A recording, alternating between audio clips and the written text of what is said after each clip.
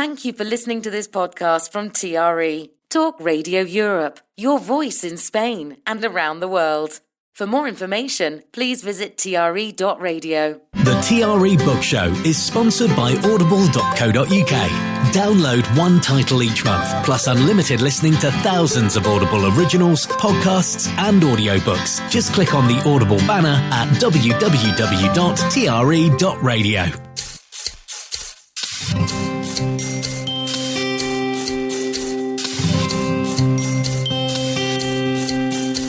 The Book Programme, presented by Hannah Murray.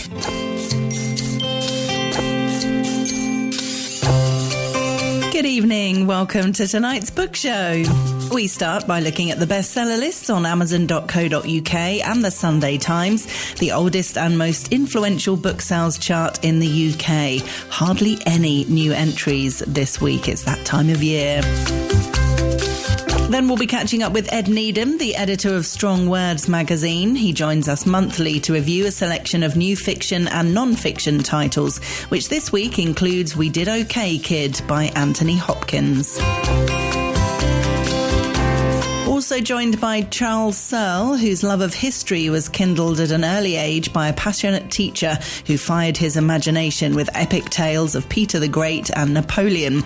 After a career spent in various branches of education, he's returned to writing about his first love, history, but this time in the form of fiction. The Hooded Man is a thrilling tale of a reluctant spy torn between patriotism and conscience. It's the first in a new trilogy. And we're chatting to Linda Wheatley, who lives in Scotland. Her dream of writing a book spanned over 40 years, inspired when she and her husband bought a boat in Spain. Reaching Out Across the Waves is the first in a trilogy in which she hopes to entice people to visit the places in Spain she loves. Linda also co-wrote a song for the book. That's just the first hour. In the second hour, we're chatting to Mikey Please, Becky Jones and A. O'Connor. The Book Programme, presented by Hannah Murray. Good evening. Welcome to tonight's book show. We start by looking at the Sunday Times bestseller list, the oldest and most influential book sales chart in the UK and the one that every author wants to be on. The chart is the most accurate and comprehensive estimation of book sales in the country. The latest winner of the Booker Prize, David Slaughter's Flesh, enters the hardback fiction chart at number 4. Looking at general hardbacks, there are actually no new entries this week, which kind of says we're moving towards Christmas, I think. Number 1, Always Remember by Charlie Mackesy. Number 2, Nobody's Girl by Virginia Giuffre. Number 3, We Did OK, Kid by Anthony Hopkins. Number 4 is Diddley Squat, The Farmer's Dog by Jeremy Clarkson. Number 5, A Mind of My Own by Kathy Burke. Number 6, When Gavin Met Stacey and Everything in Between by Ruth Jones and James Corden. Number 7, 40 Towers, Faults and All by John Cleese. Number 8, Last Rites by Ozzy Osbourne. Number 9, The Let Them Theory by Mel Robbins. And number 10, The Boy, the Mole, the Fox and the Horse by Charlie Mackesy. Fiction hardbacks, there are 3 new entries from last week. Number 1 is Exit Strategy by Lee Child and Andrew Child. Number 2, The Impossible Fortune by Richard Osman. Number 3, The Rosefield by Philip Pullman. Number 4 is a new entry, Flesh by David Slaughter, A Man's Struggle for Love and Wealth from Post-Communist Hungary to London. Number 5 is The Secret of Secrets by Dan Brown. Number 6, The Long Shoe by Bob Mortimer. Number 7, a new entry called Brigands and Bread Knives by Travis Baldry. After moving cities to cure her ennui, a bookseller finds unexpected adventure. A new entry at 8, The Strength of the Few by James Islington. Viz Telemus is replaced across 3 worlds. This is the sequel to The Will of the Many. Number 9 is Alchemized by Sen Lin Yu. And number 10, The Hawk is Dead by Peter James. Moving on to Amazon.co.uk, the top 10 for this week. Number 1 is the Guinness Book of World Records 2026. I had the editor Craig Glenday on my show last week. Number 2, The Impossible Fortune. Number 5 in the Thursday Murder Club series by Richard Osman. Number 3, Always Remember, The Boy, the Mole, the Fox, the Horse and the Storm by Charlie Mackesy. Number 4, The Diary of a Wimpy Kid, Party Pooper. This is book 20 in the series by Jeff Kinney. Number 5, Mary 90. This is the new cookbook from Mary Berry, sharing her best recipes. Number 6, Weird But True, 2026, Wild and Wacky Facts and Photos. This is National Geographic Kids. Number 7, The 1% Book Club by BBC Studios. Number 8, Dogman 14, Big Jim Believes by Dav Pilkey. Number 9, Cozy Christmas, the cute and relaxing festive colouring book for kids and adults by Coco Wyo. And number 10 is The Housemaid by Frida McFadden. The Book Programme. Presented by Hannah Murray. You're listening to the Book Club on Talk Radio Europe. And keep listening. That's an instruction from Margaret Thatcher. Joining us on the line now is Ed Needham. He's the editor and publisher of Strong Words magazine. He joins us once a month to review some new fiction and non-fiction titles. How are you, Ed? I'm very well, thanks, Hannah. Yes, lovely to be here. Good, lovely to have you with us. So let's start with non-fiction and Tigers Between Empires.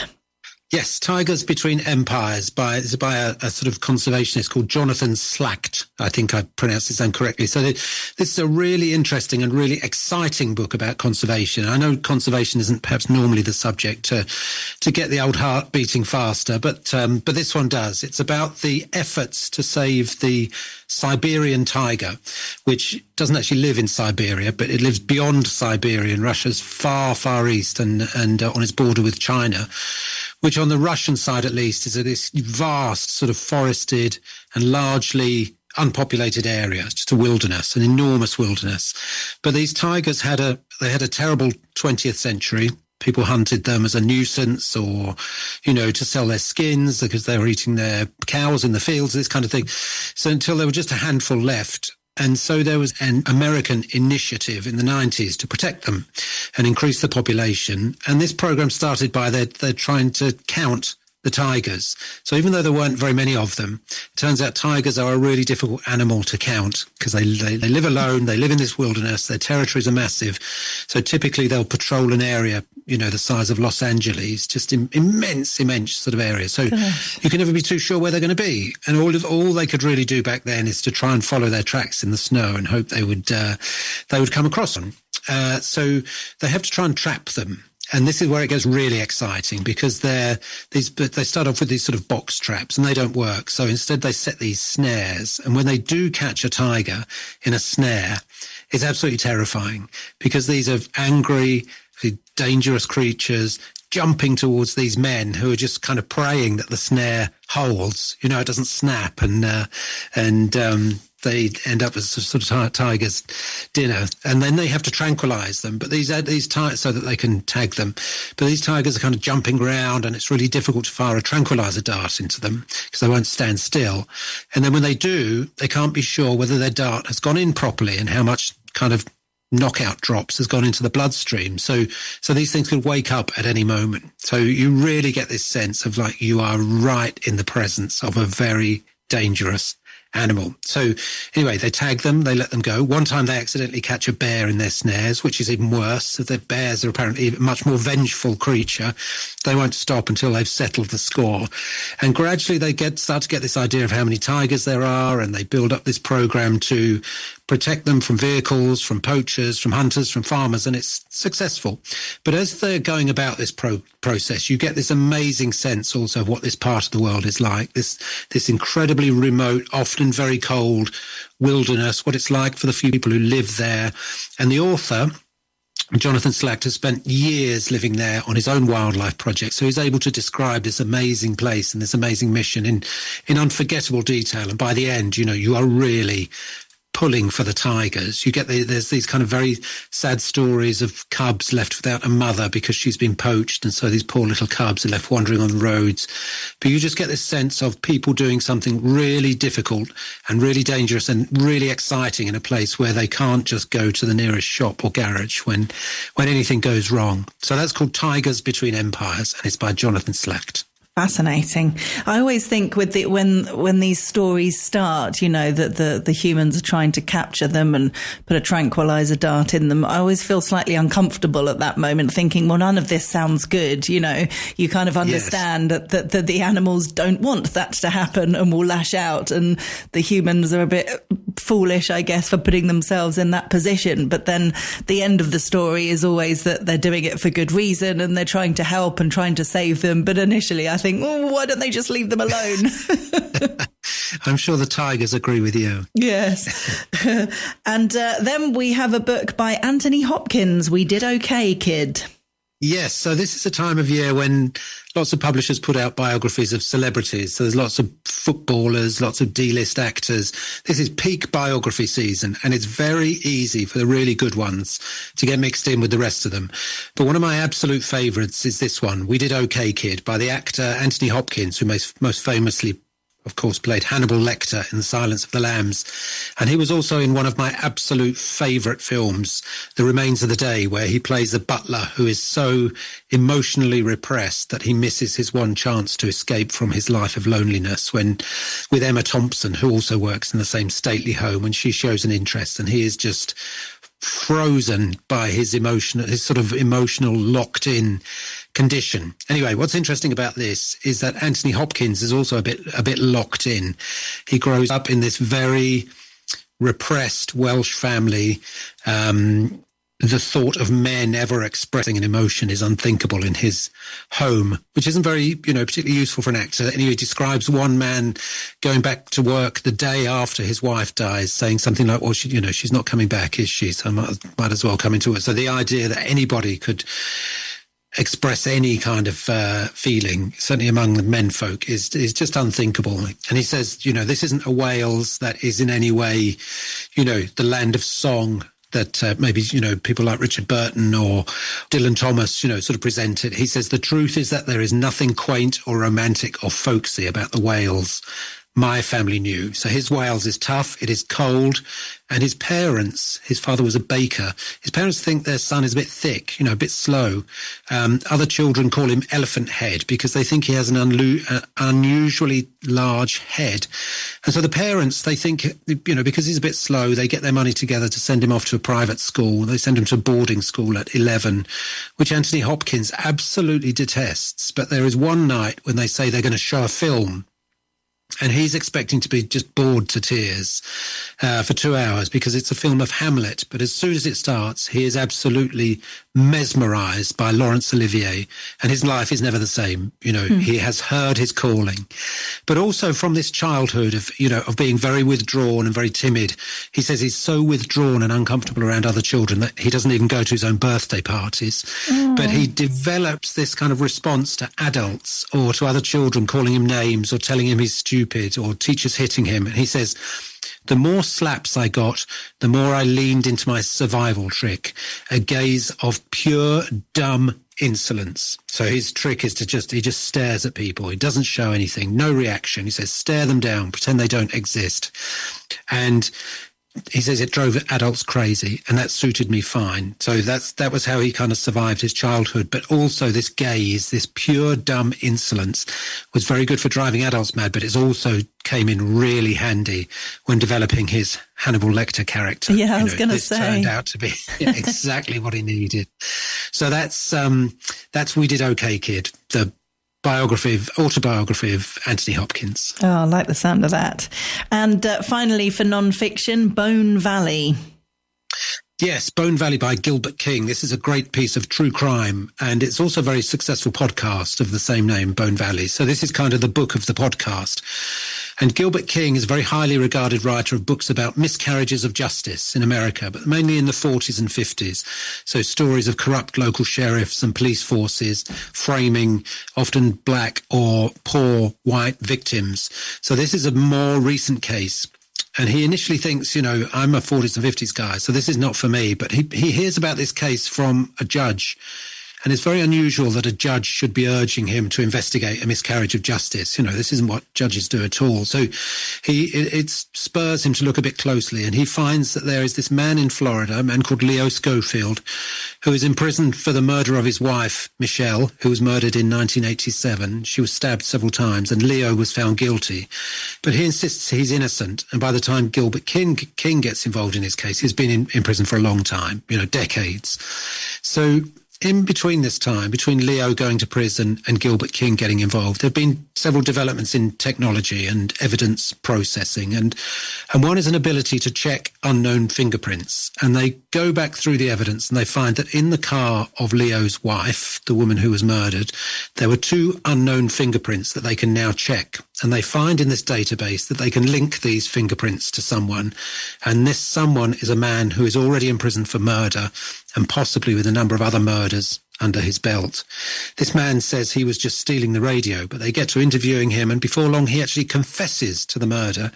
But the Florida judicial system is so committed to its original system and their original decision, and so kind of pig-headed that they won't accept it. So this story is really about how Gilbert King and his researcher trawl through all the evidence, almost microscopically, to piece together a case to exonerate Leo Schofield, who by now has exhausted all his appeals.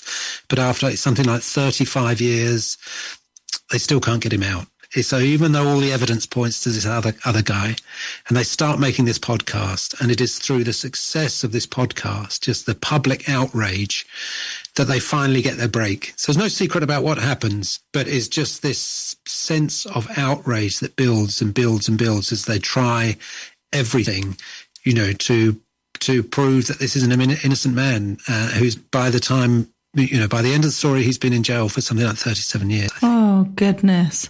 I feel like that must be one of the worst things ever, to be put in jail for something that you literally haven't done, especially for a long period of time like that. I mean, it's a travesty, isn't it? I mean, a complete waste of a life and just horrendous for everybody involved.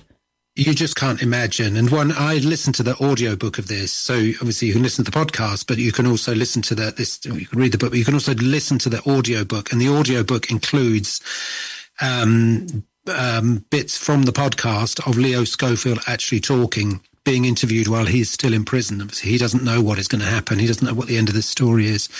And you can really hear it in his voice, just how devastating it is to still be in prison after 30-something years for something he didn't do. Gosh. Okay, moving on to fiction, Other People's Fun. Yes, Other People's Fun. This is a novel by Harriet Lane, and this is a novel about the subtle ways in which women pick up on the sort of signs from other women that communicate where they stand in relation to each other and what their sort of motivations are. So sometimes they're non-verbal signs. Sometimes they say one thing seemingly innocently, but it can be packed with all sorts of meaning that actually says, I know I'm better than you, or I know that you're trying to get me to do something that I don't want to do. So it's all very subtle. The kind of things that men aren't even aware of at all. It's completely beyond the range of male perception. So it's about this woman called Ruth, and she lives on her own in London, middle-aged, daughter has left for university, husband has left to pursue a new relationship with a colleague. So she's a bit fed up with him anyway. And her job is okay, a bit boring. Her life is a bit meh. And she's aware that okay is just one step away from not okay. So she goes to a reunion for her public school. And I didn't go to public school or boarding school, but all the women I know who did are still kind of scarred by the experience. And a girls' boarding school is sort of ground zero for these things I was talking about, hierarchies, subtle bullying, letting people they don't belong without actually telling them, constantly sort of manipulative and hostile messaging. So she has all these memories of school, none of them good. And she recognizes some of the old faces. The teacher they all had a crush on. And there's one woman called Suki, and someone asked Ruth if she has seen this woman, Suki, and Ruth says something, oh no, she would never have spoken to me then, and I don't expect her to start now. So she instantly knows her. She's, it's as if this school hierarchy is still just as it was the day they left. So anyway, this Suki comes over and starts chatting, and she says something like, something a bit condescending, kind of remind me who you are again. And so there's already this establishing of who is more important, who's in control of this little exchange. And this Suki turns out to be very well off, rich husband, very well turned out, expensive car. And she is trying to buy a house in the area. So she asks if she can meet Ruth to find out more about schools and all these things, the questions that you ask when you're buying a house. So they hang out, and Suki puts on this performative display of what property means to her and doing it up and spending loads of money. But Ruth now has her number and she knows where she lives. And on one night, for some reason, she is near this Suki's house and she calls her. And Suki answers and says she's out, she's not there. But Ruth can see there's a light on in the house and she can see Suki in there laughing. And then she sees a man close the curtains, and it's a man who Ruth knows is not Suki's husband. Ooh. So this is where this dance of who knows what and who knows what women are talking about, and what they mean really gets going, because Ruth knows that Suki is lying, but she also knows that because of this power dynamic that Suki is using her. So even though she knows it, she goes along with it. So I shan't reveal too many details, other than that it has the most sort of delicious ending. It's absolutely brilliant for anyone who has had a friend who is perhaps more of a frenemy and could do with some comeuppance. Like the sound of that. That is Other People's Fun by Harriet Lane. Very good. And then we have The Four Spent the Day Together. Okay, so this is a slightly tougher one, a slightly darker one, perhaps. So Chris Kraus is the author of this. You might know her from a book that was a big hit a few years ago called I Love Dick, which she wrote in 1997, but it only really found its audience in the last few years. And I Love Dick was a memoir of sorts, what people call autofiction, so a piece of one's life that uses novelistic techniques. And this book, the Four Spent the Day Together, is also a piece of autofiction. So it's 3 episodes in the author's life. And they're all sort of linked together by elements of self-destruction and showing, the effect that drink and drugs can have on people, on them as individuals, on the people around them. And then, this sort of ripple effect that just spreads out into society, and no one escapes the impact of it. So in the first episode, she's a rebellious teen hanging out with bike gangs and completely hostile to her square parents. They live in a very dull part of Connecticut. And to put a stop to this path of self-destruction, the parents decide, I think that's a very radical step, they're going to move to New Zealand as a family. So that's the end of that nonsense. In part 2, she's back in the US. She has a career as a writer and university teacher. She's doing quite well. This book has come out, I Love Dick, and she's making a name for herself. But she has a husband who is an alcoholic, and he just cannot kick his problem. Every time he cleans up, he lapses again. So she is kind of shackled to this person with these problems. And then the third part of the story is the title piece about these 3 young people in Minnesota, where she has a holiday home, who one night, after a day of doing absolutely nothing in their empty lives, just taking drugs and hanging out, they decide to take this man into the woods and shoot him. And so it's an utterly pointless, meaningless murder. They'd spent the day together. That's where the title comes from. And the author tries to find some sort of explanation or motive in their behavior. It just feels completely nihilistic. Why would somebody do this meaningless thing? It's almost as if they were just so bored. It's all they could think of to do to amuse themselves. So it's a tremendously powerful piece of writing. Nice and dark for people who need a bit of balance to the, if you've got too much sunniness in your life, too much optimism, this is this is a very dark piece of Americana. So that is The Four Spent the Day Together, and it's by Chris Kraus. Okay, and finally, Service. Service by John Tottenham. So this is another difficult individual. This is an outrageously grumpy man who works in a bookshop in Los Angeles, talking about his how awful his life is. So it's quite funny.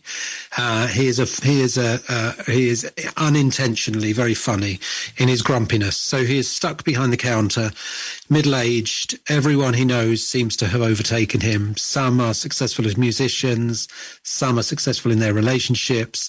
He resents all the authors in his bookshop for having written books, when he hasn't. He resents them for being younger than him. And all this failure has kind of made him truly curmudgeonly. And of course, he takes it out on the customers. So these poor people wander in and they say, I'm looking for such and such a book. And he says, no, you're not. You're asking me to look for it. And he's the kind of ultimate Jobsworth in a way. Some of these people, they just, it's all they just leave the shop, never to return. They're just too traumatized by his rudeness.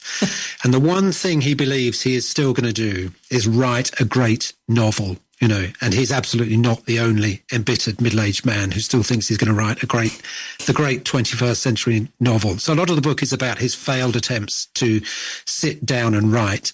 And I think a lot of people will identify with that, facing the blank page and believing you've got this novel inside you, but it just won't come out. So, and I very much identified with his horror of what is happening to his LA neighborhood. So gradually all the local places, all the individual shops and bars where local people go are being taken over by chains or by tourist sort of operations for people who visit, who come in from outside. There's nowhere for local people anymore.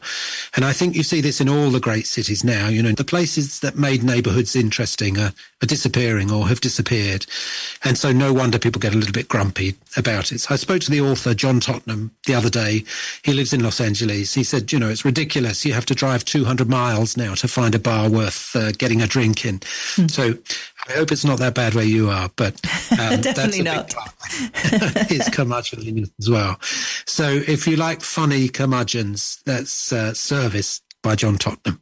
Brilliant. Sounds great. Thank you very much, Ed. If people want to find out more about Strong Words magazine or sign up, I know there's a free newsletter. They should go to your website, shouldn't they?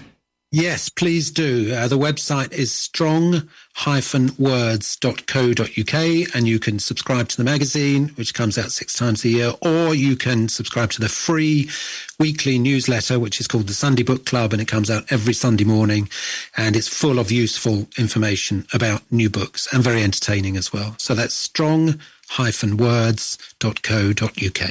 Perfect. Ed Needham, editor and publisher of Strong Words magazine. Thank you very much for joining us. It's my pleasure. The Book Programme, presented by Hannah Murray. Joining us on the line now is Charles Searle, whose love of history was kindled at an early age by a passionate teacher who fired his imagination with epic tales of the adventures of Peter the Great and Napoleon. As an academic historian, he wrote articles for obscure journals read only by fellow academics. After a career spent in various branches of education, he's returned to writing about his first love, history, but this time in the form of fiction.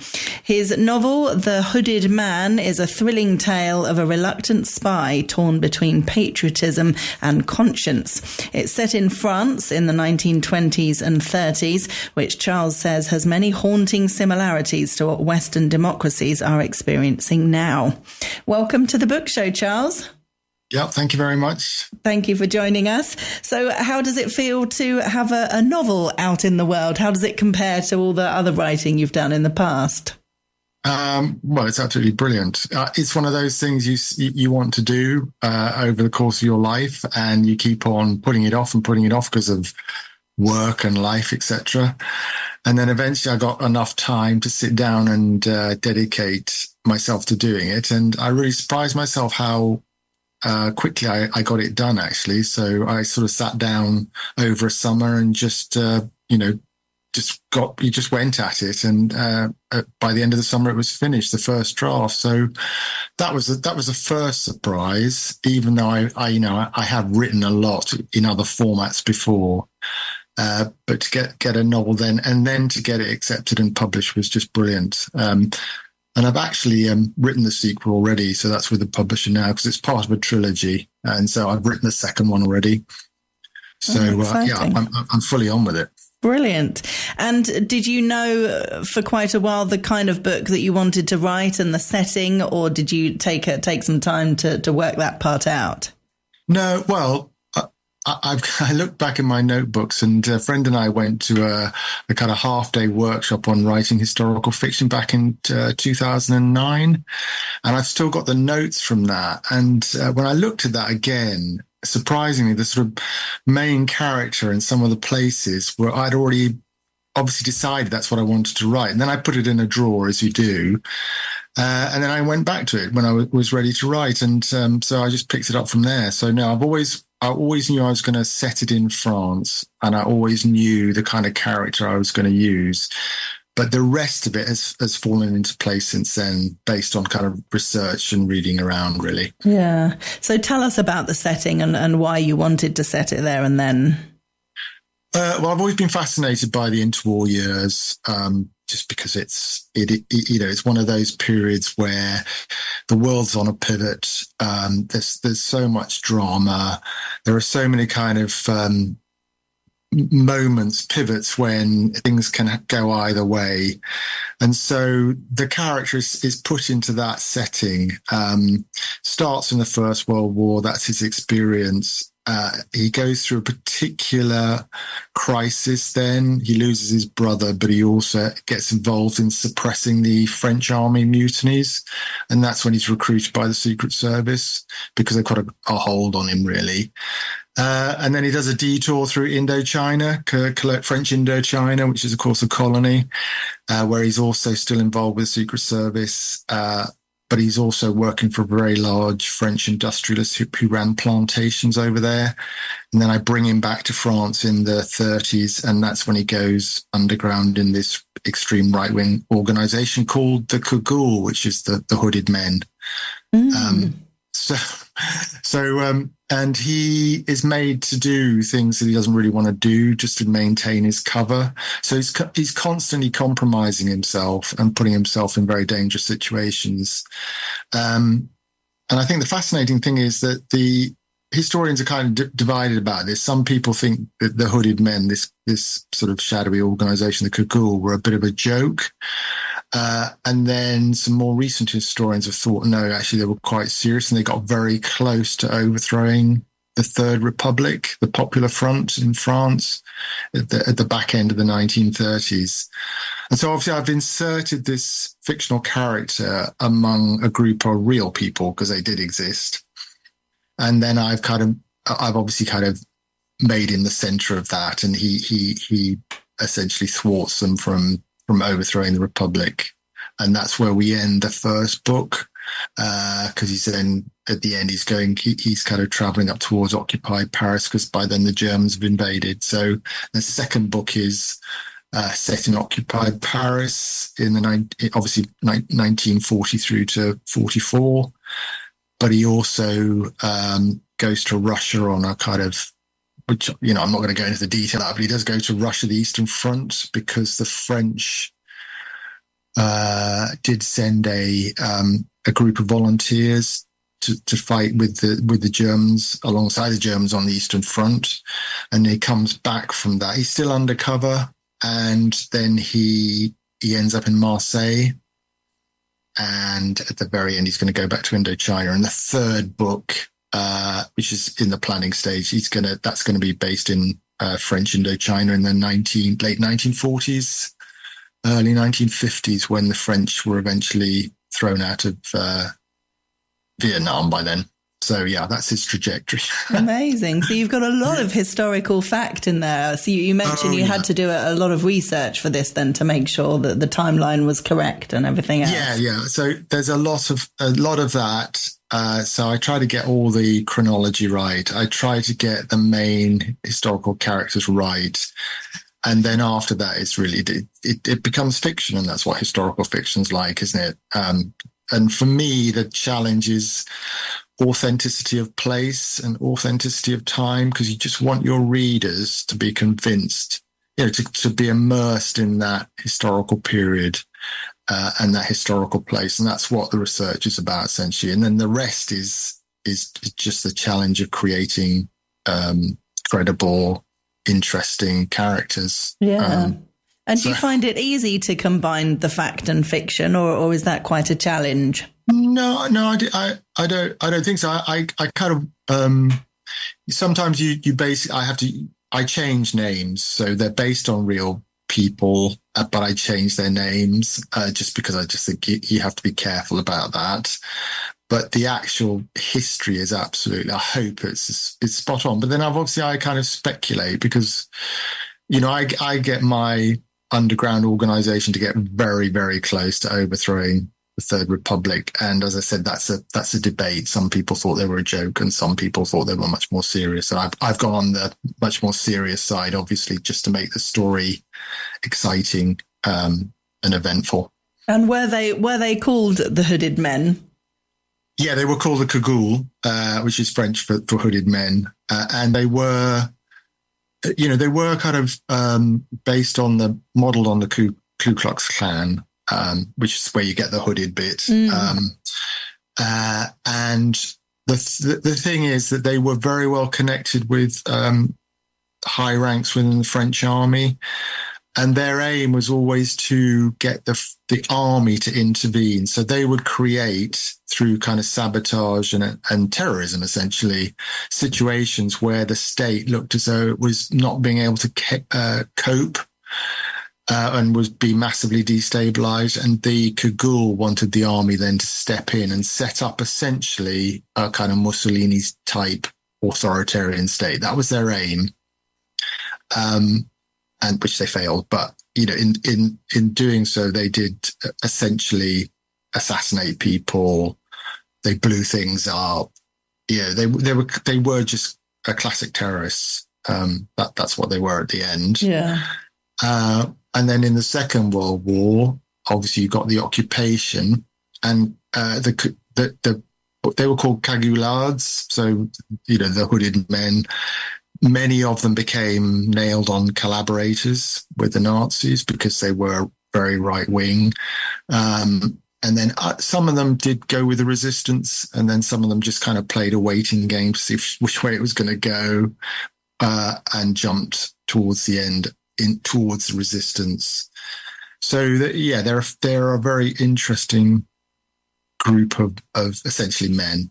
I think it's amazing that you've planned out all 3 books for the trilogy. You knew obviously when you started writing this one that there was going to be 3 and how it was all going to end. That's clever. Yeah, I knew the first 2. I have to say the third has evolved over time, and I've now decided to make it based in Indochina completely. I wasn't absolutely, at the beginning, I wasn't sure that's how it would pan out, but that's how it's now as you've gone through the writing of the 2, that's where it's ended up. So that's, in my head, I'm pretty clear that's what it's going to be. It's going to be based in Indochina. Yeah. And any thought about what you'll do after that, or just focusing on these for the time being? Yeah. So it's always this thing, isn't it? Do you kill off your main character, or do you carry him on in another guise? So I'm still toying with that, to be honest. Yeah, fair enough. Yeah. Well, if people want to get a copy of The Hooded Man, it's out now. It's available on our website, TRE.radio, and it's by Charles Searle, who we've been chatting with today. Charles, thanks so much for joining us. No, thank you very much for having me. The Book Programme, presented by Hannah Murray.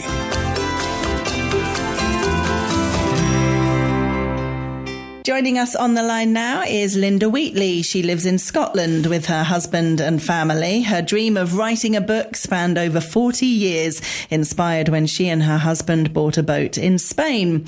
With her debut novel, the first in a trilogy, she hopes to entice people to visit the places in Spain she loves. It's called Reaching Out Across the Waves. Welcome to the book show, Linda.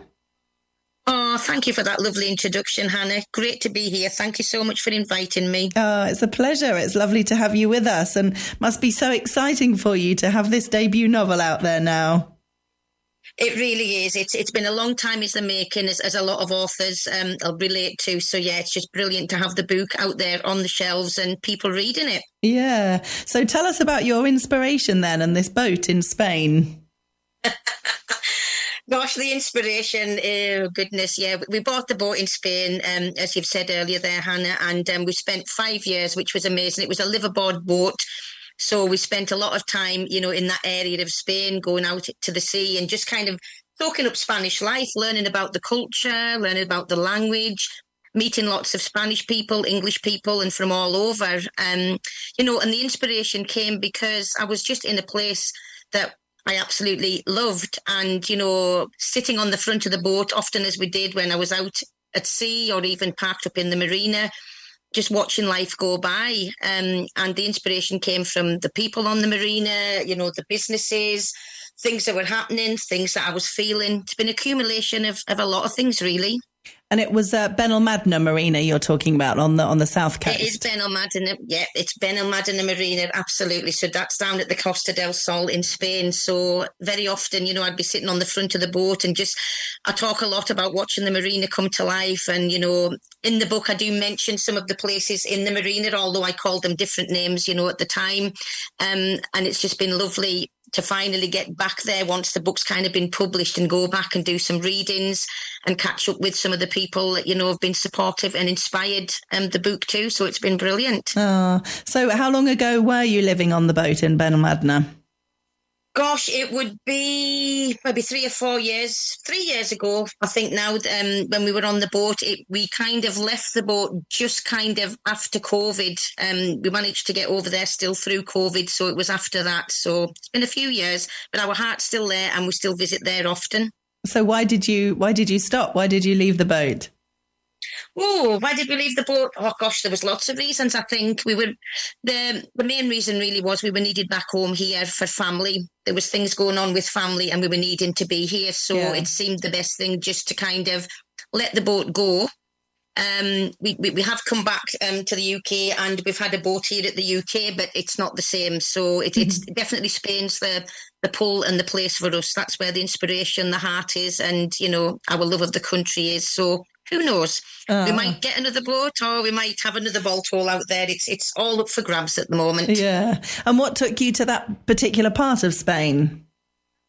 That particular part, that was really because my brother was looking to move over there, and it was not a place that was really on our radar at all, to be honest with you, Hannah. But I'm so pleased we did end up going. So he had some apartments booked to go and have a look at houses. He wasn't able to go, so just asked if anybody in the family wanted to go. So we thought, let's go and see somewhere different. And really within the first week or so of being there, I think we got to be out there for 4 weeks. So, and explore just that whole area, along that bottom coast, all the way along to Malaga and Puerto Banús.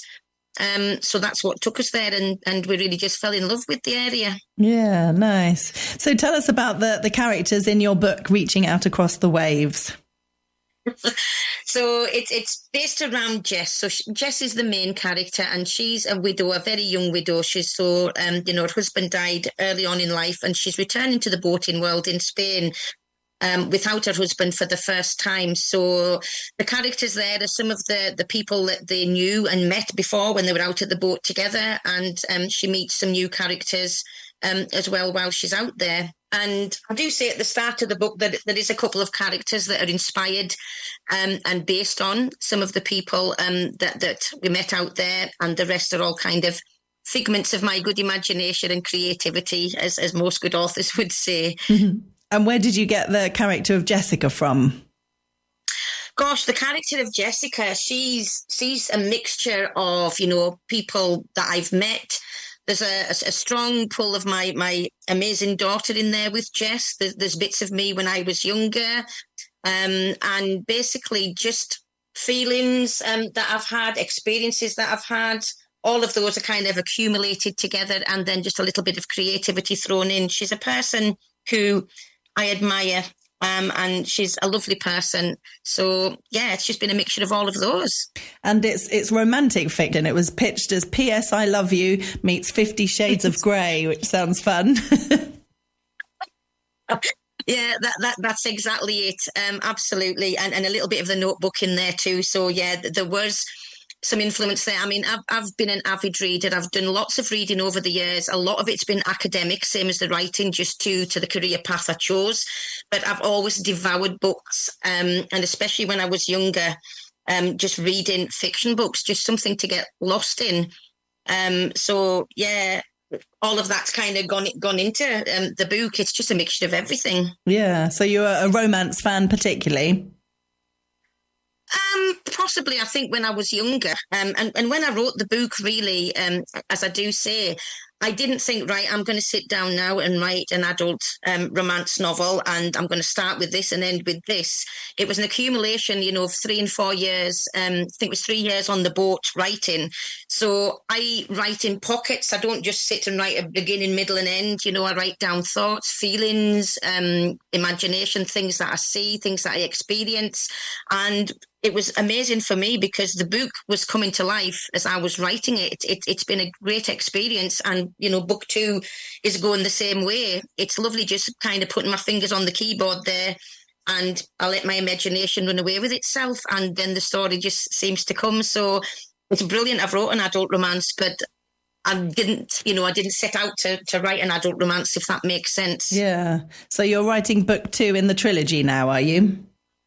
I'm writing book 2, absolutely, because as you're aware, we were over in Spain there in September, and that was to promote book 1, because it was lovely to see it come to full fruition. And while we were out there, I was able to write most of book 2. I've got most of it written, and I do write here as well, but because Spain is where my heart is, I find that the writing just flows so easily there. It's been amazing. Oh, lovely. And you also co-wrote a song for the book. I did co-write a song for the books, which I'm so fortunate. Another passion of mine is music, and I've done quite a lot of promotion for local bands. So at the moment, I'm helping a young lady from Darlington, Jenna Louise Music. She's got the most wonderful voice. And it's always been a dream of mine to kind of influence the song. I can't sing and I can't dance or play a musical instrument, but, to kind of influence the song. And, so I thought just when I was writing the book, again, my imagination was just going wild. So we thought, why don't I write a song? So we got together with Jenna. Jenna read the book. She knows all about the character and the feel. So we were able to write that together and then go into the studio of X Factor finalist Carl Pemberton from Journey South, who I admired for years and have known for years. So it was amazing. We got to go into his studio and he helped kind of produce it and put it all together. And he plays guitar on there too. And of course, the video in Spain then followed. So we got the video, we got a model and a young lady that's doing videography, so she shot all that out there, and there's a little snippet of Jenna and Carl in there too, as well as the main character. So we just see the back of this lady who's the main character and visiting some of the places that we mention in the book. So it's been an absolute blast to do all of that and let my creativity just run riot. Yeah, fantastic. So how can people hear the song and see the video? If you go on to Jenna Louise Music on YouTube, she has a YouTube channel there, so that will be the video. On Spotify again, it's Jenna Louise Music, and the song is called Miss Cariños, and the video is the same because it's My Loves. Again, the plot of the book is, there's 3 loves, and they're all connected by the sea, which it mentions in the song. I'm on Instagram, I'm on Twitter, and I'm also on Facebook as Linda Wheatley author, and I've posted videos of the song there too. So there's plenty of opportunities for people to be able to go and have a look, and definitely download the song from Spotify. It would be brilliant. Yeah, fantastic. Well, if people want to get a copy of the book, it's called Reaching Out Across the Waves, and it's available to buy on our website, TRE.radio, and it's by Linda Wheatley, who we've been chatting with. Linda, thanks so much for joining us and good luck with it all. Thank you so much, Hannah. Much appreciated. The Book Programme. Presented by Hannah Murray. Talk Radio Europe. Your voice in Spain.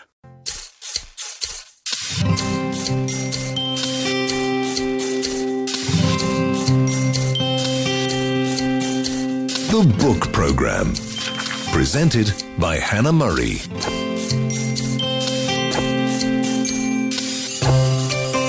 Good evening. Welcome to the second part of tonight's book show. In the first hour, we were chatting with Ed Needham, Charles Searle and Linda Wheatley.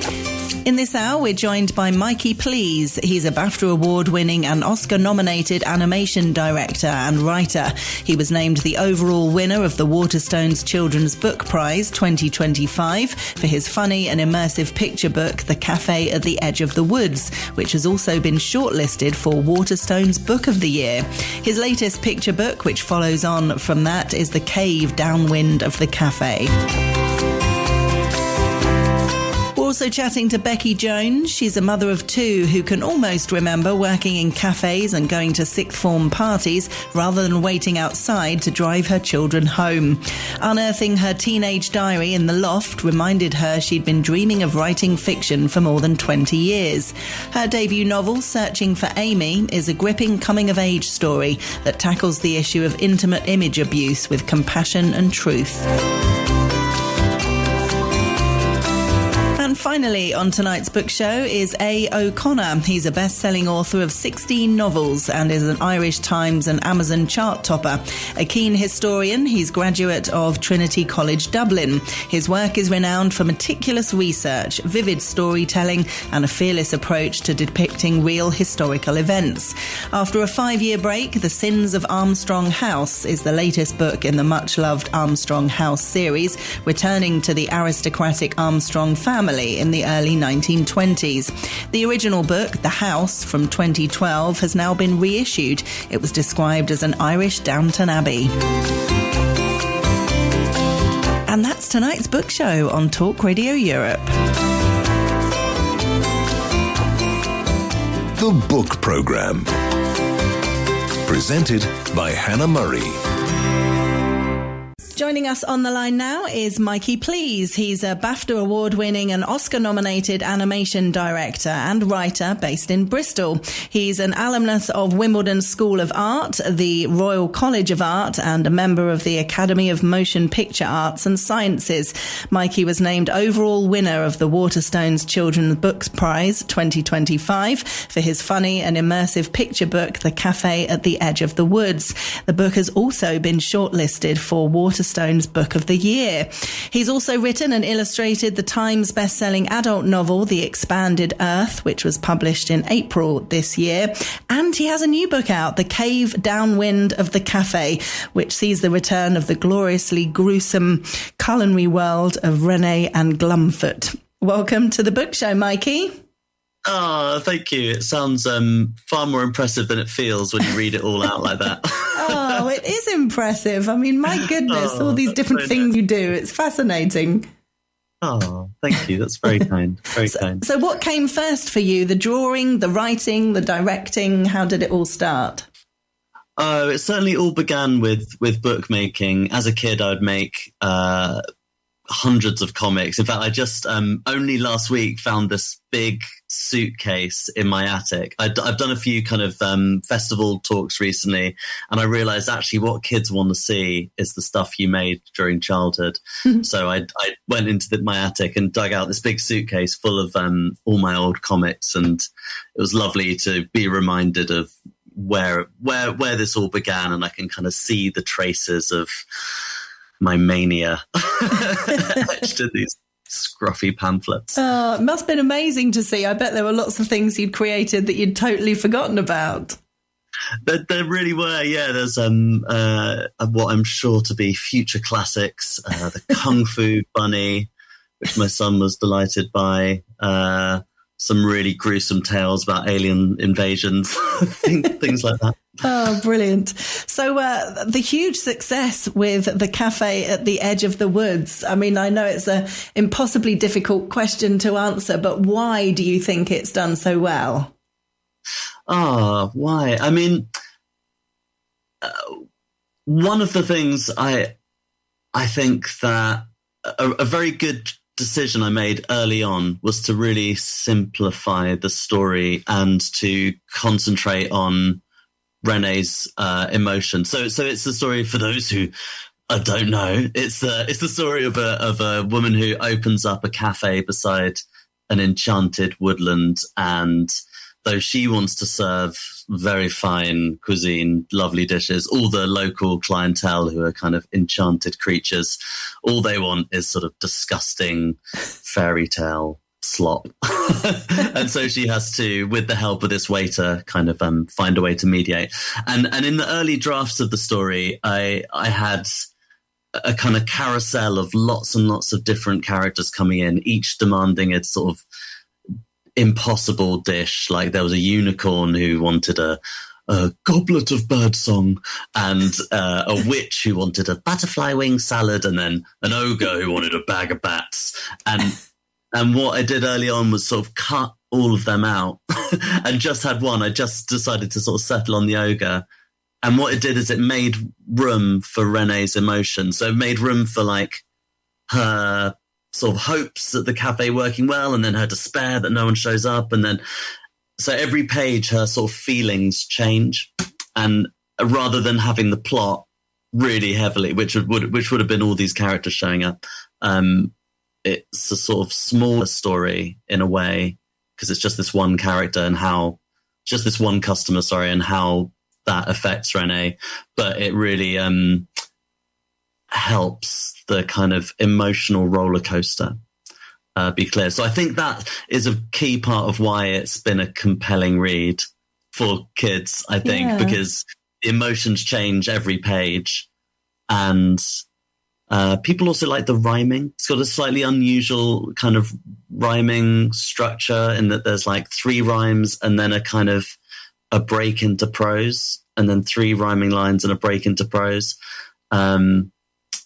I don't know where that came from, but lots of people have said they really enjoy that because it kind of, it gives you a break when you're reading the poem. Yeah. And it also is very helpful from a writing point of view because you get to progress the story without having to kind of be led by the rhyme. Whereas like lots of other kind of poems I've written, you end up, well, I end up being steered by what the rhyme wants to do more than what the story wants to do.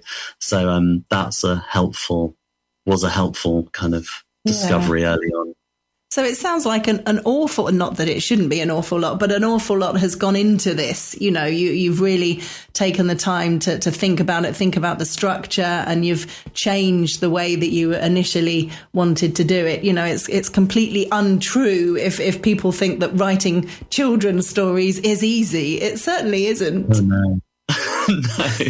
No. I mean, they're deceptively simple. You know, I forget who it was. I think it was Pascal who invented penicillin. I'm probably getting that wrong, but you know, he once wrote a very long letter and said, sorry, I haven't had time to write a short letter, you know, because actually getting to the sort of simple crux of something can take a lot of work, you know.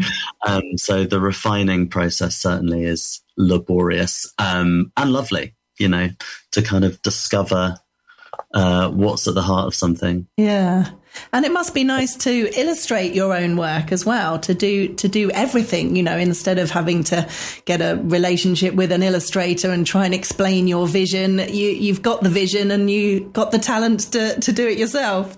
Well, I'm sure there's sort of, you know, I do in my like animation directing work, that's kind of all collaboration, you know. I work as part of a big team. So I'm very, aware of the wonderful things that happen from collaboration. You get surprises and you get to see other people's takes on things. The nice thing about doing both halves of the pictures and the writing is they get to inform each other a bit more. So actually what I was talking about just then in wanting to concentrate on Renee's emotions, that actually came out of a stage of drawing. So I'd written a big draft of this poem, and then I started drawing. And as I was drawing Renee's expressions of seeing her kind of grimacing and then hopeful, I was like, oh, actually, I want more of that in the text. So then I sort of responded to the drawings back in the text. And there's more room perhaps for back and forth than you might get in a traditional author illustrator kind of dynamic. Yeah, definitely. Because in the way like that, it would normally be that the writer would do the writing and then hand it over to an illustrator who would then illustrate it. And it would, as you say, it wouldn't be so easy to go back and forth. So it's nice that you have the opportunity to do that and are okay about changing your story and adapting your story to the drawings, as opposed to it being the other way around, perhaps. Yeah, absolutely. I mean, and this also, you know, happened over a very long, unpressured time too. You know, this was during lockdown where there was not a lot going on for a few months. So I was like, this was just a lovely thing to kind of dwell in and chew over and be distracted by. And yeah, the going back and forth over it was just an absolute sort of luxury and pleasure.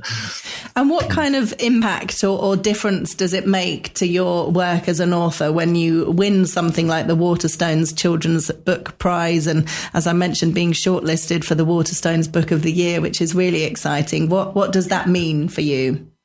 It was, I was fairly naive to what it would mean going into it. This, the Cafe at the Edge of the Woods is my kind of debut book. So, I didn't really know. And it was only the day after it happened that I began seeing the Waterstones, book front, like pictures of the shops that had been converted into cafes all up and down the country. And it's like it's hundreds, Waterstones of hundreds of shops. Yeah. So it was really overwhelming. And the whole thing began as a very sort of personal story. Like, it was inspired by a game that I played with my wife and son called Cafes, and it was just this very kind of little intimate idea, and then to see it translated like nationwide. and what was lovely was that booksellers had really kind of taken ownership of it. Like, they had done their own versions of René and Glumford. They'd like built their own little cafes in the windows, done paintings, done kind of lots of like dress up and model making, and it was quite extraordinary. It certainly moved me to tears a couple of times over like the couple of weeks where I saw the ripples that it had created. Yeah, amazing. And for it to be your first book as well, to suddenly get your first book out there. Okay, well, here goes. Hopefully people are going to read it. Hopefully people are going to like it. And then that happens. I mean, it doesn't happen to everybody. It's quite a sort of expectation to follow up to as well. I know I'm very aware that was a sort of extraordinary little set of circumstances that will never happen again. I'm totally fine with that because it was a wonderful moment. Yeah, but the great thing is, with the book doing so well, a lot of people, a lot of families, a lot of children will already love the characters and love the concept, so they'll presumably be very excited about a second book.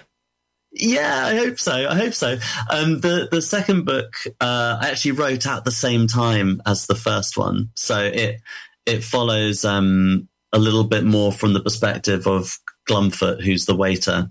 And so I'd written this really unbearably long poem, and my wife was like, I don't think you can do that to parents. You can't make them sit and read something that is 56 verses long. It's like, can't I? So anyway, so they very much sort of work together as a pair. And I hope that people who've enjoyed the first one will appreciate the kind of bigger picture that the second one gives. Yeah, nice that your wife can give you advice and that you take it. Not all of it, but she is very good. Yeah, she's good. Sometimes her advice comes in the form of a raspberry. If words aren't enough, she'll just go. Which speaks volumes.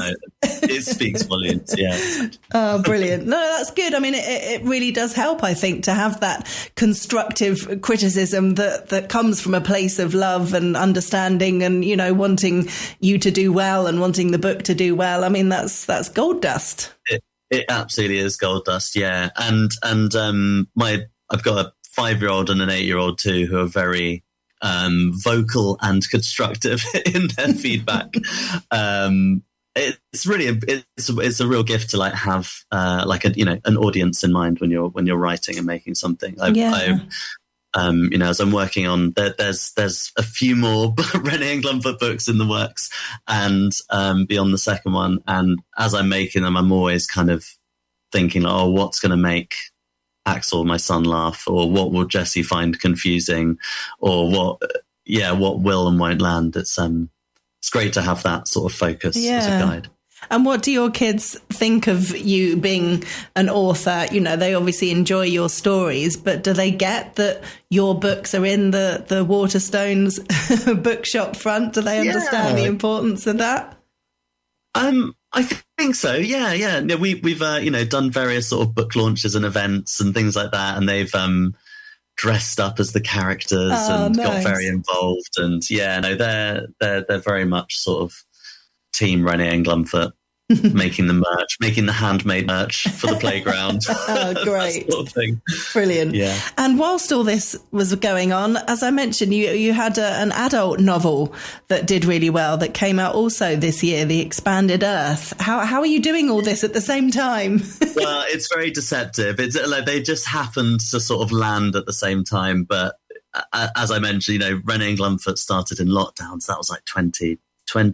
Yeah. And The Expanded Earth was far before that.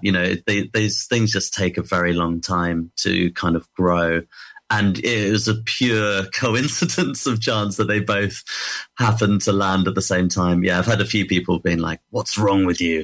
Inhuman amounts of productivity. But it's pure deception. Yeah. Okay. So, The Expanded Earth is probably underscored most of my adult life in terms of thinking about it and figuring it out and the actual production of it. So it's lovely that it's actually out in the world now. I feel greatly unburdened.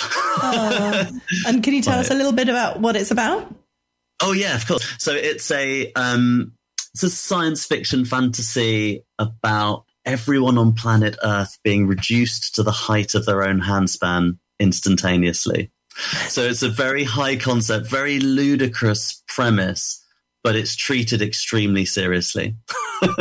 So there's, there are lots of stories about magical miniature people, the borrowers and the little grey men and things we're familiar with. But this is one that I think treats that sort of subject in a slightly more sort of adult orientated perspective, like it's a sort of post-apocalyptic narrative. It's been described as like a sort of literary climate fiction. I was probably gunning for more like comedy horror, but you don't get to choose what people interpret it as. The sort of the bodily transformation is more kind of David Cronenberg-esque than a magical twinkling lights, sort of Honey, I Shrunk the Kids type. Yeah. But yeah, it's a kind of climate fiction fantasy about a father who's journeying across this radically altered landscape because he's been dramatically shrunk, trying to kind of reconnect with his daughters. So it's a kind of big adventure science fiction epic. So I know you said there's going to be more books about Renee and Glumfoot. Is that what you're sort of focusing on for the time being, do you think, the children's books? Both really in tandem. So The Expanded Earth is a trilogy. So I'm working on book 2 at the moment. See, you are doing 2 things at the same time. I am doing 2 things at the same time. It's really difficult to kind of separate my head in that way. And then, yes, more Renee and Glumfoot books. So there's going to be 3 picture books for the Renee and Glumfoot series, and then novels. Then they kind of progress into children's chapter books. Oh, great! So there's a much kind of deeper dive into the world and the lore and why she chose to build a cafe in the middle of nowhere and all the kind of exciting things that come off the back of that. Oh, nice. So I suppose the hope is that children will follow your books as they grow up and as their reading, progresses. That's exactly the plan. Yes. They're very much kind of intended to, follow on from each other. So there's kind of one big story that goes through the picture books into the novels. So if you want to get the full picture, you've got no choice to start at the beginning and subscribe. Exactly. Great. Well, it's really exciting. If people want to get a copy of The Cave Downwind of the Cafe, it's out now. It's available on our website, tre.radio, and it's by Mikey Please, who we've been chatting with. Mikey, thanks so much for joining us, and I wish you continued success. Oh, thank you so much. Thank you for having me. It's been lovely. Hello, little Alan Bennett here. If I'm not writing books, then the thing I like most is listening to the book club on Talk Radio Europe. Fancy. Joining us on the line now is Becky Jones. She's a mother of two who can almost remember working in cafes and going to sixth form parties rather than waiting outside to drive her children home. Unearthing her teenage diary in the loft reminded her she'd been dreaming of writing fiction for even longer than the 20 years she'd spent editing English language textbooks. She's with us on the book show to talk about her debut novel, Searching for Amy. It's a gripping coming-of-age story that tackles the issues of intimate image abuse with compassion and truth. Welcome to the book show, Becky. Thank you. Thanks very much for having me. Oh, it's a pleasure. And congratulations. It must be so exciting to have your debut novel out there now. It's so exciting, yeah. It's a lot of work to get to the point of having your own book in your hand. But yeah, it's really, really rewarding. Yeah, enjoying it a lot. And how, when you decided that it was time to start writing it, was the subject matter obvious from the start? Did you know what you wanted to write? Not really. I'd always been sort of conscious that I felt like I wanted to write a book, and then, you know, years went on and I didn't write one. And then when it was lockdown in the UK, I started writing sort of for fun, I guess. Wrote a few short stories, and then I was really missing cafes. So my book, the sort of present timeline in my book is set in a cafe. I was really missing cafes, so I started to write about a cafe. And then the Amy was the Saturday girl in the cafe, and her story kind of took over. I always used to laugh when authors said, oh, my character took over, because it sounded like nonsense, but it did actually happen. And this story just kind of spilled out, and it wasn't really, certainly nothing I'd experienced or anything like that, but I just, yeah, it felt like a really kind of good issue to write about, and it certainly had a lot of good reception from young people and from parents. Yeah, absolutely. So tell us about Amy then. Okay, so Amy was 18. She was at school in the sixth form, and she went to a party and got together with her best friend's cousin, Harry, who she was very excited about. She'd liked him from afar for a long time, and she lost her virginity with him. Totally consensually, she was very happy about it. But what she didn't know, the next day she finds out that someone videoed what was happening in the bedroom at the party, and they've shared it all over the internet. So obviously things take a turn, and her life sort of pivots on that moment, I guess. So then the sort of present timeline in the book is the following year. She's gone off to university, kind of hoping to leave this behind her. But obviously it's not that easy to leave something like that behind. It's affected her as a person and her approach to life in general. So we'll just kind of explore what happened in the past and then how it affects her in the future, and how she ultimately deals with what happened and comes to terms with things. Yeah. It is a real issue, isn't it? And you can't imagine what it must be like for these young people, particularly girls, I suppose, in similar situations. Were you able to kind of talk to young people about this subject?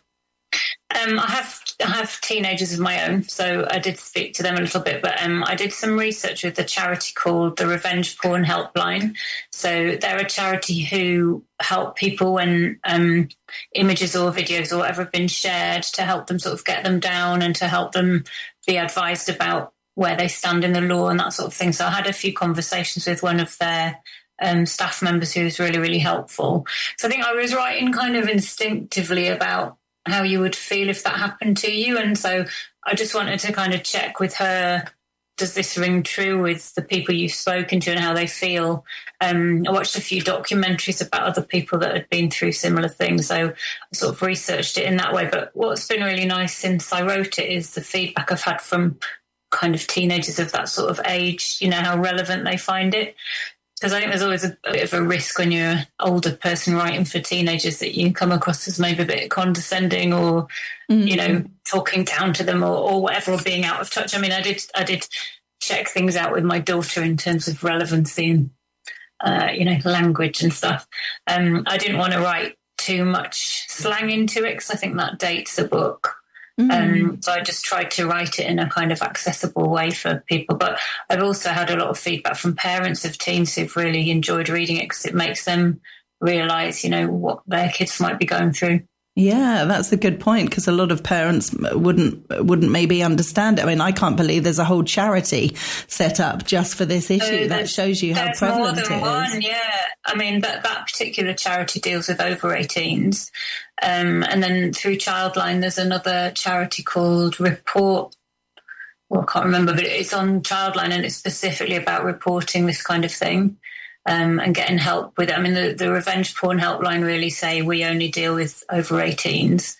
And obviously, my story was a bit nuanced in the sense that she didn't send the image. In some cases, people have sent an image themselves, feeling confident about the person they're sending it to, and then it ends up being circulated or shared or whatever. So I think, it's probably more common than maybe my generation realised. That this kind of thing's being spread around. So, yeah, it was really interesting writing it. I mean, I don't want anyone listening to get the impression like it's a really depressing book or anything. I mean, it sort of deals with quite a big issue, but I wanted it to be quite hopeful. So, without spoilers, it does have a hopeful ending. But again, it does, it leaves a lot of questions around, if that was you, how would you react? Or if that was your daughter, what would you do? So it's quite a big kind of theme about Amy and her mum and how they deal with it, and, how it affects their relationship as well. Yeah. So, I think it raised a lot of questions. I think there's a lot more that parents have to deal with in modern times with all the technology aspect side of things that they didn't have to deal with when they were younger. Normally the idea of being a parent is you've been there, done that, and you've had the experiences that you can pass on to your children. Exactly. But a lot of these issues around technology, parents haven't been there. They don't a lot of the time understand how it all works, and just think, well, why would you send a naked picture of yourself to your boyfriend? How silly is that? But when they're all doing it, it makes sense to them, Yeah, and I think there's a lot of pressure on people to do that. That again we don't really understand. I mean, one thing I did find while I was writing it was, I think, even though I set it in the present day and with technology being a major factor, I think the sort of human instinct side of it all maybe hasn't changed. The sort of that one of the strands of it is you can't believe how friends or acquaintances or people that know her are so sort of rude about her online, and that sort of cyberbullying strand, I guess. And obviously social media gives that tool to people to be able to do that. But, that sort of nastiness of ganging up on people is a kind of human instinct forever, I guess. Yeah. And, the thing about moving on and trying to start your life again, I mean, that can happen for lots of reasons. Yeah. So I think, even though it's very contemporary in terms of the sort of main theme, I think the sort of human side of it is age old. That's why I say that thing about, I do remember being a teenager and working in a cafe and going to parties, because those sort of feelings, and the excitement of meeting a boy that you like and that sort of thing, that doesn't change. It's just that with social media, things are very much easier to share, and I think people can hide behind that and say nasty things they wouldn't say to someone's face. Yeah, and just the difference between normal bullying that sadly has been around forever compared to cyberbullying. If bullying happens in the classroom or in the playground, only people who are there see it. It could just be the bully and the victim, and that's it. Whereas online, everybody can see it days later, weeks later, months later. It has much more of a long-lasting impact, doesn't it? Exactly, yeah. And that's something I explore as well, because she goes to uni and she hopes to escape from it all. And obviously, you don't escape your past in a book, do you? Your past is obviously going to come back to haunt you, because otherwise it wouldn't be a very good story.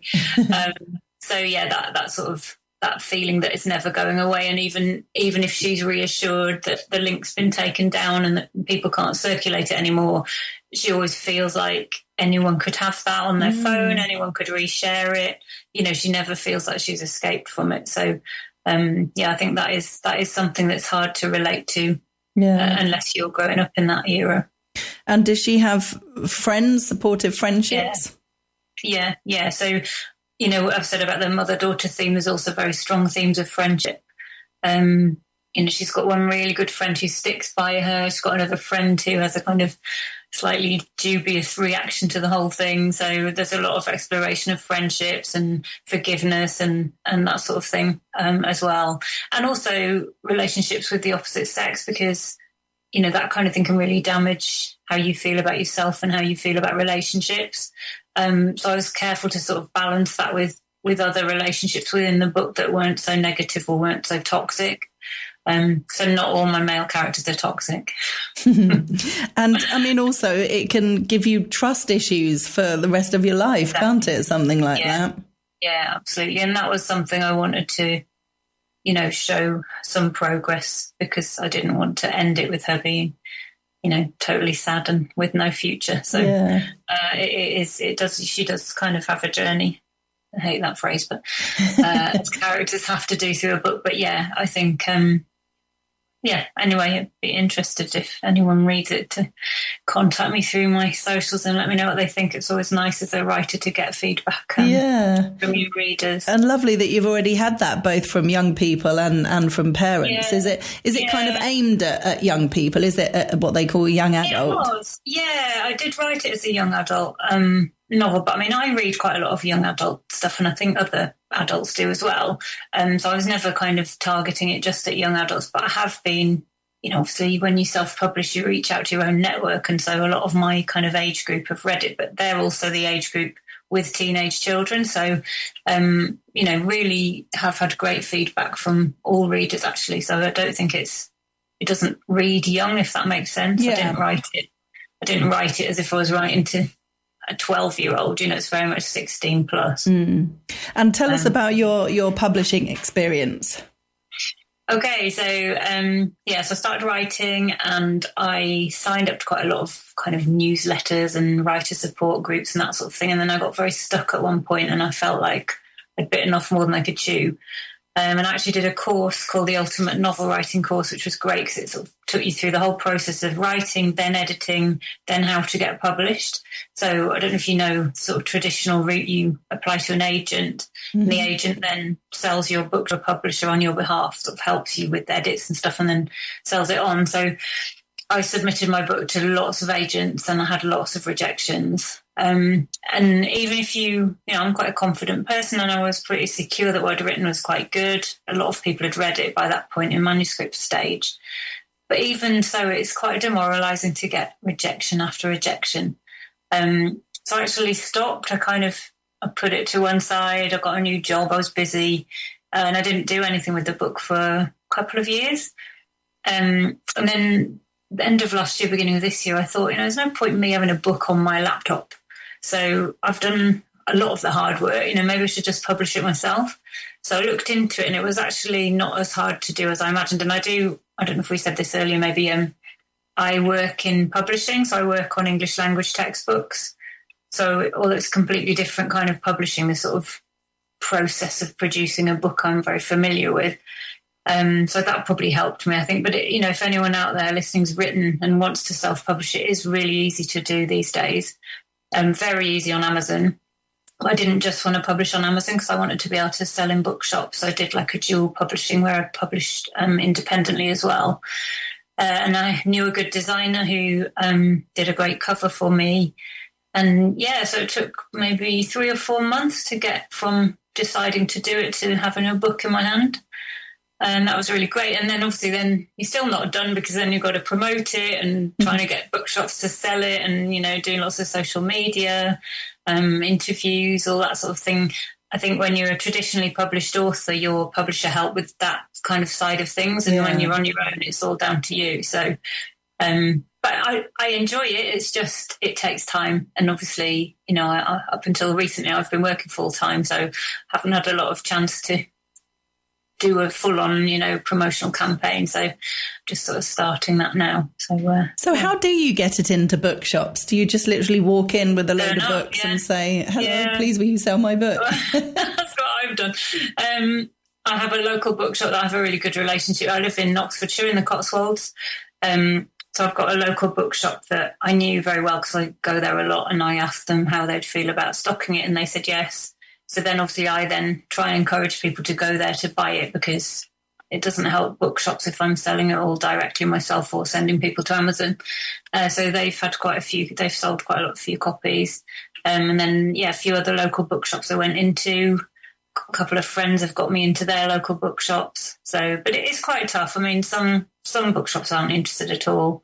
And I get that, because obviously you don't have the same quality control in a way when you take an independently published book. It might just be someone who has an overinflated idea of how good their writing is. Hopefully that's not me. But I do think, I get frustrated sometimes when I read properly published books that I don't think are that great. When I've read a lot of manuscripts by people who haven't been published. So, swings and roundabouts. But some bookshops have been brilliant. I haven't managed to get into any big chains yet, but I will have another go. Yeah, I was going to say, I assume that's different. I assume when you're going into smaller independent bookshops, you can just walk in and speak to the person behind the till. But when it's a big chain, I guess there's a different process, is there? Well, I went into a big one beginning with W in Oxford. And they were actually really nice, but they were about to move premises. And so they said, look, come back when we've moved, because we've got so much going on. And actually haven't had a chance to go back yet because I've had some health stuff going on and I've been a bit out of action for a few weeks. But I'm going to go back in and ask again. I think they've got probably a system. But whether they sort of favour local authors sometimes, I think some of them have like a local section. Right. But it's and they're not all the same, to be honest. No. I think each one's a little bit different. But obviously on Amazon you've got massive reach. But equally there's so much stuff on there. People aren't necessarily going to find you. There's ways of doing adverts and promotion, that sort of thing, but you kind of need a degree in marketing to get your search terms right and stuff. Yeah. Well done for doing all that. There's a lot of people that, so independently or self-publish their book and then go, why is no one buying it? Because they haven't done anything, they're not on social media, they're not promoting it, they're not, so sounds like you're doing everything right. You have to kind of remember, like, the big publishers have so much marketing budget, and even if you were, even if I was published with a big publisher, I'm not going to come up against someone who's a big name like the new Richard Osman or one of those is always going to get significantly more marketing budget than a new author. So I do think, like, even if you're traditionally published now, you have to do quite a lot yourself through social media and stuff. But yeah, I mean, it's a learning curve. It's fun to learn. I'm enjoying it. Yeah, good stuff. Yeah, it is quite a lot of work, but yeah, it's for me and it's for my book, so I'm happy to do it. And have you already thought about book 2? Book 2 is on the way, yes. Book 2 is, so I said I had some health issues. I'm off work at the moment, but it's quite good because I go, okay, I'm off work. I've got lots of time to write another book. So I have started. I'm supposed to be doing this novel November thing where you get to 50,000 words in a month. But I've just had a couple of days where I didn't write anything. So now I'm feeling a bit under pressure that I need to catch up. But yeah, definitely. In fact, what I'm writing now is a book that I always wanted to write and I kind of didn't know how to tackle it. And I almost wrote Searching for Amy as a bit of a, like, it's pure fiction, let's see how it goes, it can be a learning book for me kind of thing. So I'm really pleased with the way it came out, but the one I'm writing now is the one I always thought I would write. So exactly. It feels like a bit more pressure because it feels like I've got to get it really, really right. But let's see how it goes. Well, if people want to get a copy of Searching for Amy, it's out now. It's available on our website, tre.radio, and it's by Becky Jones, who we've been chatting with. Becky, thanks so much for joining us. Thank you. Thanks for having me. The Book Programme. Presented by Hannah Murray.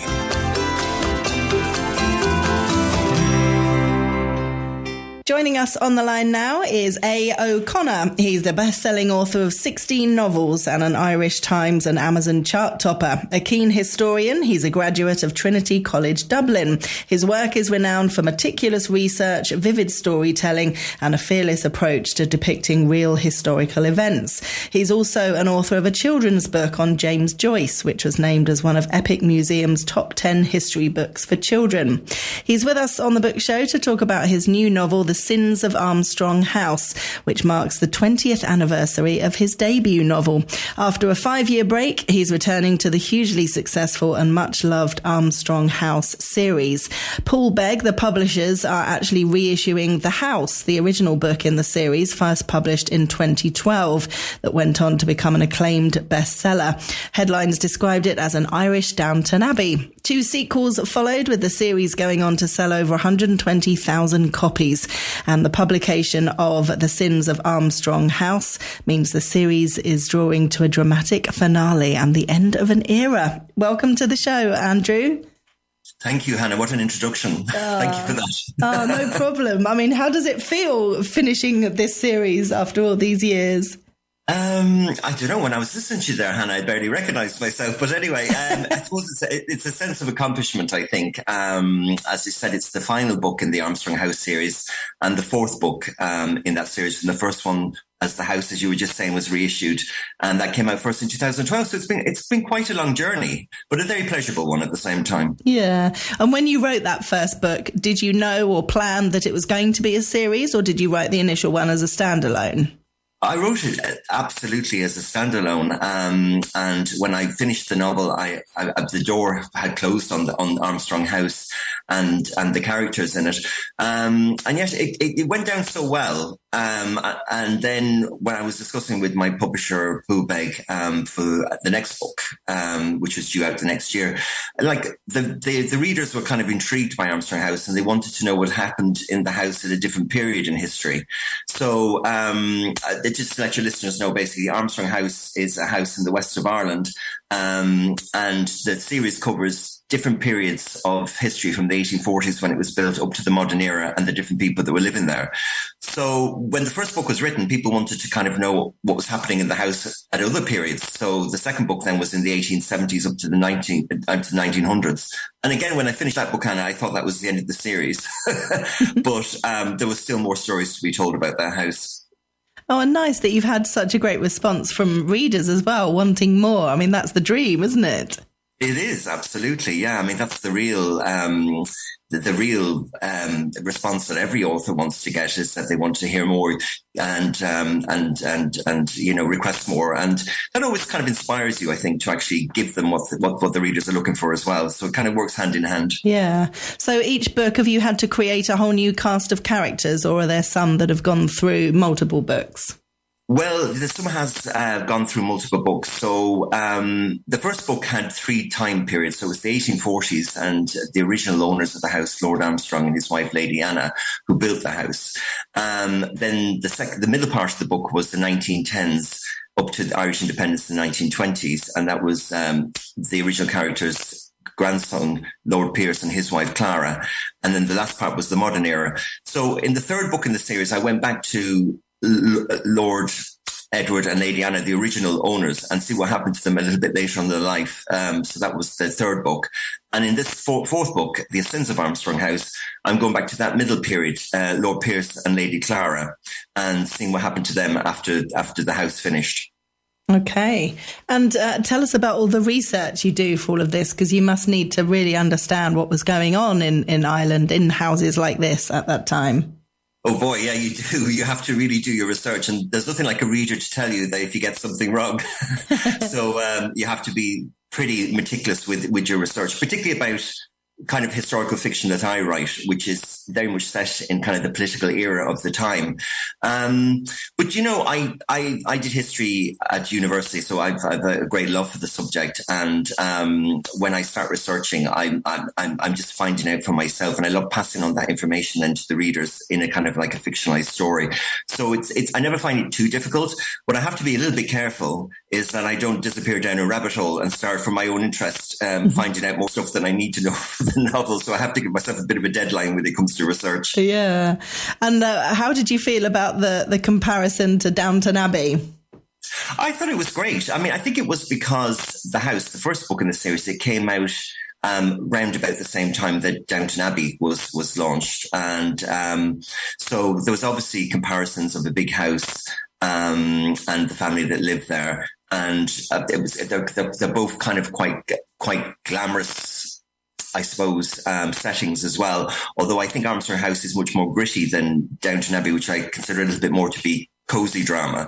So Armstrong House is a little bit more gritty, particularly because Irish politics during that era had much more turmoil. So there's more to be said about a big house in Ireland during that time than there is about a stately house in England. Yeah. But yes, absolutely, it's a lovely comparison.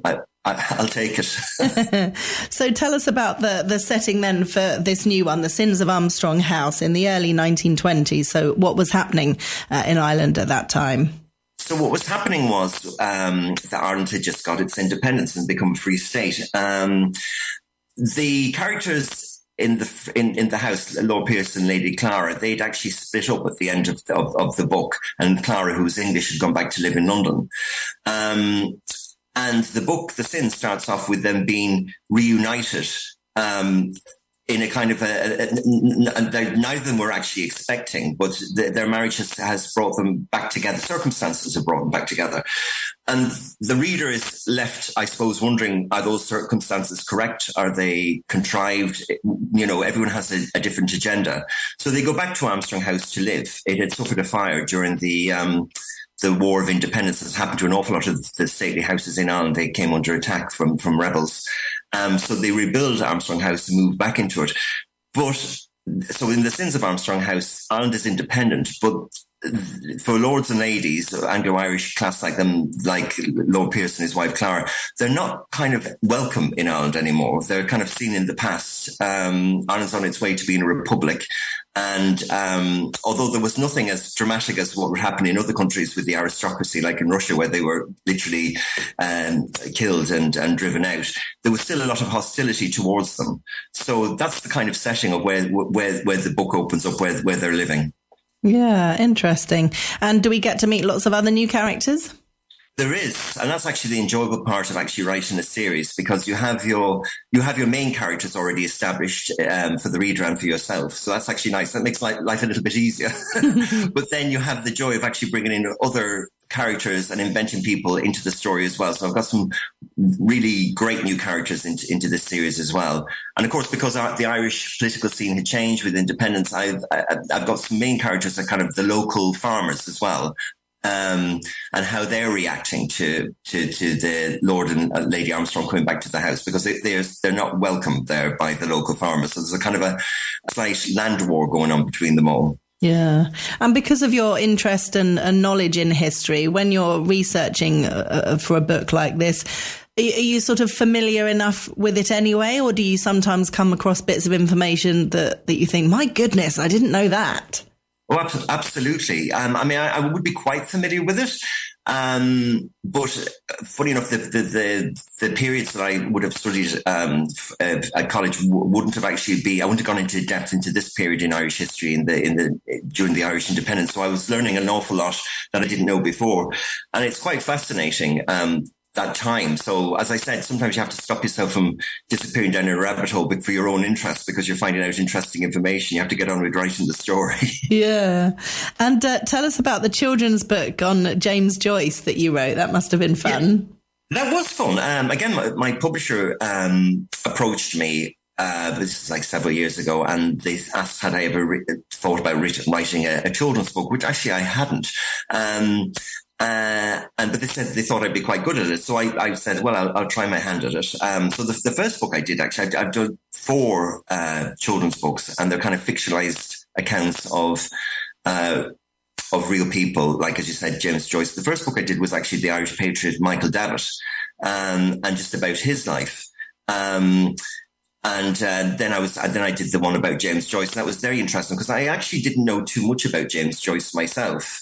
But he had quite an interesting life, and maybe not one that you would immediately think was suitable for a children's audience. So it was basically taking his life and writing it with a children's audience in mind. So there was quite a lot of checking and leaving out parts. But anyway, it came together in the end.